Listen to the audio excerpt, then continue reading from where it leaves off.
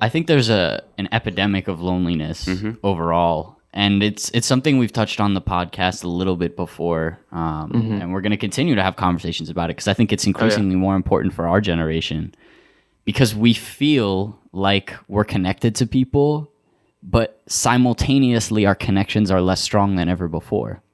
Yeah.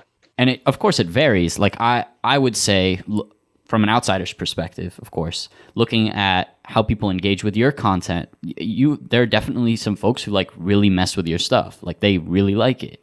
But is that a true connection? Do you know, I think one of the weird things is if someone reaches out to you and you don't really know who they are, but they'll act like they know you, you know, like, hey, Max, I saw this.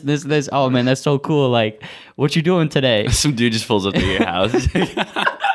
Oh my god, that would be bad. That would be bad. Scary. But that's a weird thing about YouTube that I don't think is the same with celebrities. Like you're 17, you're still in your old house. If someone wanted to pull up, they could. We're not saying that they should. Don't come to our house either. But it's one of those weird things. It like dismantles the whole aspect of a celebrity, and I think you're doing that perfectly. It humanizes it. Yeah. Yeah, I think celebrities, are realizing that the more and more authentic they are, the better the engagement is. Because I think people want to be friends with real people. But there's definitely sort of like I don't know the word, but like it's weird because I don't know 99% of them, but they all sort of like feel like they know me in a sense. I was talking about this with a friend who goes to Duke, and he has like a drone club there, right? And he has funding, and so he's able to invite in YouTubers who are like in the drone space to the event, right? And he was talking with one of the guys, and he was like kind of joking around. And then he realized like, oh, that joke was maybe too far because he didn't really know him that well. But it like messed with him because he was like, I felt like I know him. I watch all of his videos. But he kind of realized like, oh, he doesn't know me. And he was like, oh, because you sort of create this relationship with someone without them ever knowing, Like I watch videos like Casey Neistat, right? I'm like, oh yeah, Casey, I've seen you like go on all these trips. I've seen you with your family, everything. Like he's like a best friend almost. But then you realize he's no idea who I am. Dude. I think that's really weird, but interesting. I totally freaking resonate with that. Like I would say when Casey was like, I don't know, he didn't blow up, but I think it was like the iPod Touch. Was it the iPod video? Something like that. I don't know. Well, we're in New York right now, so Casey Neistat is like our home YouTuber. Yeah. And so back in the day, meaning like back in the day, I'm like 5 years old. But anyway, more back in the day when I was in middle school, I was just, I don't know what was, the term like in your bag, you know what that means? Like, I don't know if that's a New York thing, but it's like, I don't know why, just hella sad. Okay, hold on. Before you go into that, some people, like my friends from California, this is a weird rant, but some people say that in your bag means like, yo, I'm feeling myself. Nah. But If you're from New York, it's so weird how it. You're from New York, in your bag is like you're in the trenches, like you're hurting, dude. But dude, I don't even know where I'm going with this. But basically, yeah. So Casey Neistat, like, he has no clue who I am. Like, he doesn't know who Joey is. But I know who Casey is, and like watching his videos, it's sometimes like what you said, your support base is like, Max, you helped me get through this, help me get through that. Like, yeah, Casey helped me get through a dark time, but he has no clue who I am. And it's somewhat interesting that some of my friends have ran into him. And they're like, hi. And they're like, can I get a picture? And he's like, yeah, sure. Like, he's like a little off put.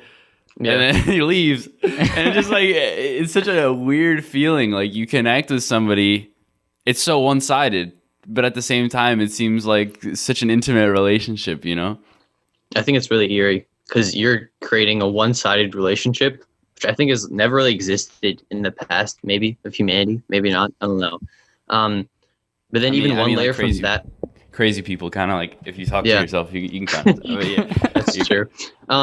But at the same time, it's like, all right, I know this person, but then like that version is edited, right? So me, there's probably like 1,000 errors in my videos, me like messing up doing this. So like the final product is me editing the way I portray myself and how I want to look in the world. So like even one step from that, you're creating a polished relationship with someone, sort of. Yeah. So it's even like more complex. That's what messes with me the most. You know, it's like, are they creating a relationship with me or how I want myself to be seen? Well, yeah, you definitely, just referring back to AP psychology, it's all about like that sort of perception, like how you view it.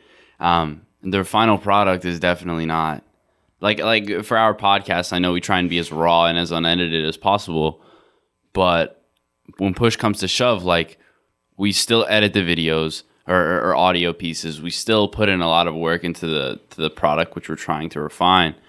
And it's just, like, is that truly authentic? Does that divert from the truth of the situation? I guess that's the weird thing about how people perceive, like, especially content creation online, because one would say that, hey, like, there's a statistic out there that says that Gen Zers, us, only have an 8-second attention span. That's why TikTok is like popping off, because it feeds that. It's the Vine energy that everyone wants but couldn't find anywhere else. Right. Whereas then you see like Joe Rogan, who just signed a massive deal to Spotify, which baffles me. But smart decision nonetheless on Spotify's behalf, where he's uploading 3-hour-long conversations.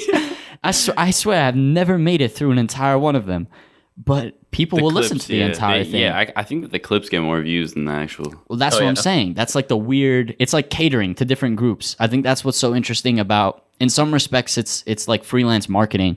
You're like, whether by choice or not by choice, you're segmenting a market of people in terms of their attention. And you say, okay, how do I best address those? And of course, it could be a toxic relationship.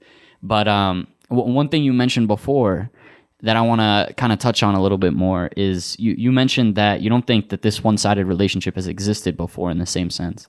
I'm actually going to take the opposite opinion.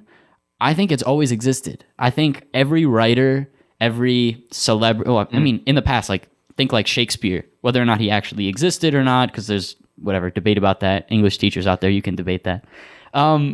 Whether or not that's true, he was a celebrity. Did people actually know him? Maybe, maybe not.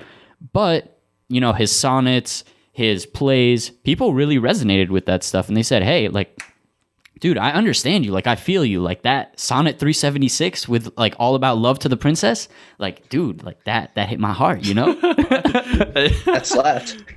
That slapped, exactly. You listen to a fire beat, you're like, damn, Shakespeare goes hard. Yeah. But I feel like, like, social media or content creation or just putting out, I feel like videos and photos are all just, like, forms of art. I feel like they're just like a living representation of our internal dialogues. Like, we always have that voice inside of our head, like that sort of like metacognition. We're always thinking about what we're thinking. We always think about what other people are thinking. And I think that's just an expression of it. Like, if you think that Picasso wasn't thinking about, like, who's the guy who bit off his ear? Like, I don't even know. Van Gogh? Van Gogh, my bad. Van Gogh, yeah. Like Van Gogh. I don't know. Maybe he's just like, his paintings are just like, damn, I'm so damn tired of fucking my ears off or something. Like, like, I don't know, man.